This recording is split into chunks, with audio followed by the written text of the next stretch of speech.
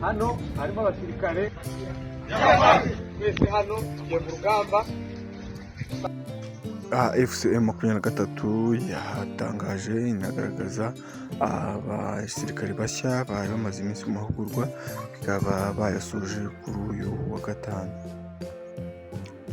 General Badwin Ngaruye wafashe umujyi, wari uyoboye urugamba rwo gufata umujyi wa Goma, yagarutse Warikare ya M23 yatangaje ko ariho yagiye gufata, ndetse byinshi kuri iyi nkuru turabigarukaho mu kiganiro ndetse n'ibindi bitandukanye. Muri iki kiganiro tugiye kubigarukaho. Mbahaye ikaze kuri Habineza TV, ngendi Abu Dhabi, mwumvemo ikaze mubane natwe, ukore subscribe, ufungure inzogera kugira ngo wiyandikishe mu muryango w'abakurikira Habineza TV. Mbahaye ikaze rero ku buryo burambuye, reka mbanza mbifuza kugira Pasika nziza ndetse n'abateziza mukomeze kugira icyumweru cyiza, ndetse Imana ibane namwe mu bihe byose. Duhere ku inkuru ivuga ko abanyamuryango cyangwa se M23 yarangije kongeramo abandi basirikare. Yagize iti amahugurwa yarangiye, abahinduzi bashya ba FCM 23 birwaneho, abasore bakunda igihugu, bakunda ubutwari, ubu biteguye byimazeyo guharanira umutekano w'abaturage no guharanira uburenganzira bwa bagenzi babo. M23 igasoza ivuga ko bafite cyangwa se bagaragaje ubushake bwo gukora uyu murimo. Hano harimo abasirikare twese hano tugiye mu rugamba, dusanzemo abandi urugamba rwo gukongowa iwacu. Apande yatuvuyemo ariko umutima we uracyari kumwe nawe. Uyu mujinya muhora dufite kubera inzozi ze zitaragira, urumva? Hagwa imvura, yaba iy'amahindu, haba izuba, taendelea. Nta gucika intege. Umuntu ufite ibintu by'ubumangamanga, ugifite gutekereza umugore we n'abana be n'utundi turuhuko, acha taendelea bita kigaliko. Turacyafite uko abana bacu n'ababyeyi bacu nta mwanya uhari wo gukina. Unasikia? Ibihe biri imbere nibyo bigoye kubyata. Unasikia? Ibihe biri imbere nibyo bigoye kubyata. Niyo mpamvu imbaraga dufite gukoresha ziraruta izo twakoresheje mu gihe cyacu. Unasikia? Morali igomba guhora hejuru, imbaraga zo kurwana ziri hejuru, disipurine hejuru, ibintu byose ugomba kurwana ntabwo tugeze mu Rwanda. Amadumu murazi? Vuga ngo idubu, vuga ngo idubu. Ntabwo baratubona sasa. Niga karuzi Rwanda.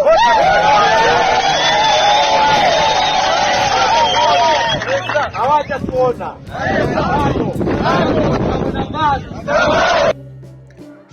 General Badwin Ngaruye yegereye Warikare ko yaramaze gukora isuku muri Masisi. Ngaruye na Afande Makenga bajya inama yo kwisubirira Warikare. Bibutse ko indwanyi General Badwin ari we wayoboye urugamba rwo gufata Goma, batangaza ko ari impaka Kinshasa. Ibi byatangajwe na M23 bivuga ko uyu mujenerali yagiye gufata Warikare. M23 yatangaje ko umutekano wa Kabila urinzwe n'indari za Saramba, ariho M23 atagira uzura kabuze, turamukeneye kandi nawe aradukeneye. Gusa nyine Kabila ntikaba k'umugabo wumva yumvise.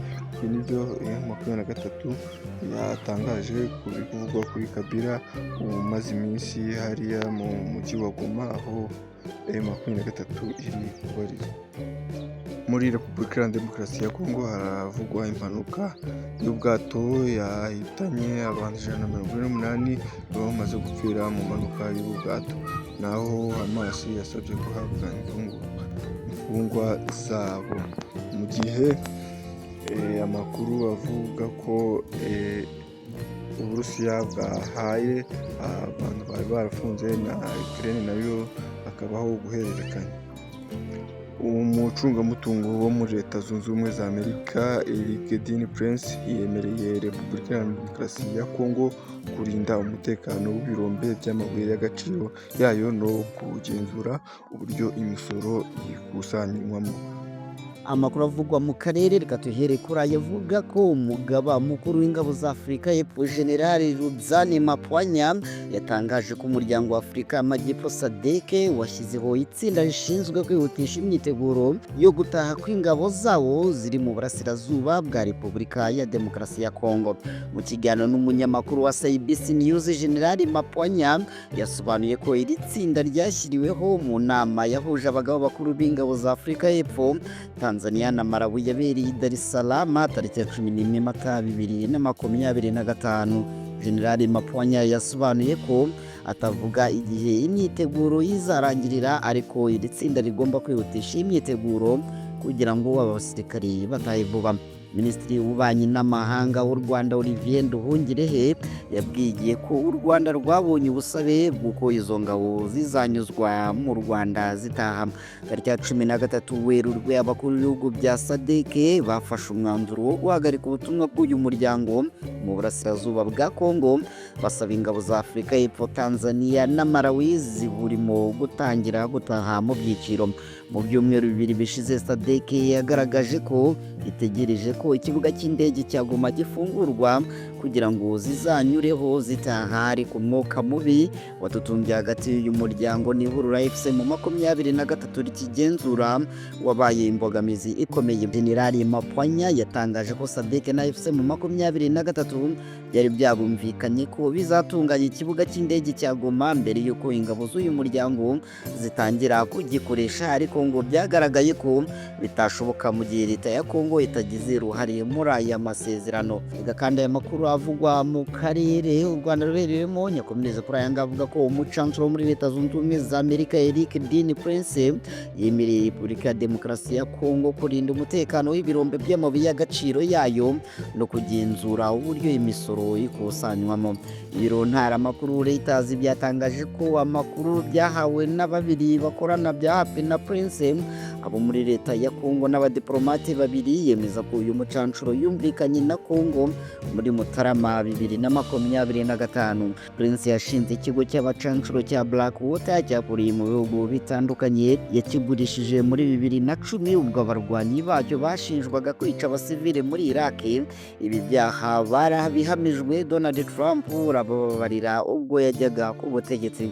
Impuguke z'umuryango w'abibumbye zagaragaje ko Prince yatangiye kugirana ibiganiro na Leta ya Kongo muri 2023 imusaba kwifasha kurinda umutekano mu burasirazuba bw'iki gihugu, ariko icyo gihe nta impande zombi zagezeho. Muri Mutarama 2025 Prince yemereye Leta ya Kongo kwazohereza abacancuro mu mujyi wa Goma, ariko uyu mugambi warapfobye nyuma y'aho abarwanyi b'umutwe witwaje intwaro wa M23 bawufashe mu mpera z'uko kwezi. Umwe mu bayobozi muri Leta ya Kongo yatangaje ko nyuma yaho kujya i Goma bidashobotse, abajyanama ba Prince bateganya gutangira akazi muri Galakatanga mu majyepfo y'iki gihugu. Umudiplomate yambwiye ibiro ntaramakuru ko mu cyiciro cya mbere cy'ibikorwa bya Prince hazibandwa ku kurinda ibirombe by'amabuye y'agaciro no kugenzura uburyo imisoro ikusanywa muri Galakatanga.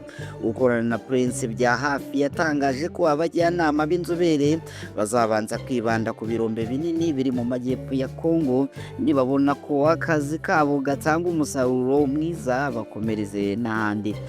Kandi amakuru avugwa mu karere nyasoreze kuri aya avuga yuko nk'uko byatangajwe n'umujyanama mu itumanaho wa Marie Olive Lembe Kabila, umugore wahoze ari Perezida Joseph Kabila, abashinzwe umutekano bamenyesheje ushinzwe gucunga pariki ya Kikangati yabo izwi nanone nka Parike de la Vallée de l'Ancienne Vallée isaka ryateganijwe ku wa kane itariki ya 17 Mata. Umugore wa perezida w'icyubahiro iki gikorwa cy'inzego z'umutekano ngo cyanduza isura y'ibikorwa byabo. Wa gatatu tariki ya 16 Mata abashinzwe umutekano bari basatse ikindi kigo cy'umuryango wa perezida w'icyubahiro Joseph Kabila giherereye ku muhanda wa 18 mu gace k'inganda ka Limete muri Kinshasa nk'uko tubikesha Kivu Morning Post. Nk'uko byatangajwe na Adam Shemisi umujyanama mu by'itumanaho wa Marie Olive Lembe, nta kimenyetso kigaragaza icyaha cyagaragaye muri iki gikorwa. Wahoze ari umukuru w'igihugu Joseph Kabila umaze umwaka mu buhungiro amaze iminsi yamagana ubutegetsi bwamusimbuye bwa Felix Tshisekedi abushinja igitugu. Perezida wa Repubulika ya Demokarasi ya Kongo Felix Antoine Tshisekedi Chilombo nawe amushinja kugira n'isano ndetse no gufasha umutwe witwaje intwaro wa M23. No kuri iyi nkuru nsorejeho amakuru nari nabateguriye avugwa mu karere ka Afurika. Nitwa Pierre Romeo, imfura yabo mama w'u Rwanda Gasabo.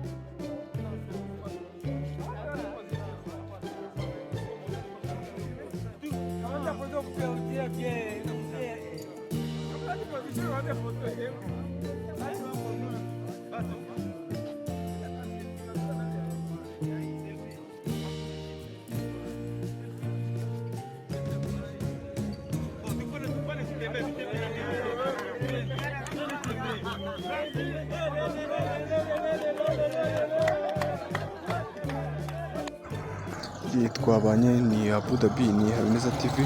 Subscribe, like, share na comment kugira ngo ujye ubasha kubana natwe mu biganiro byose bitaha.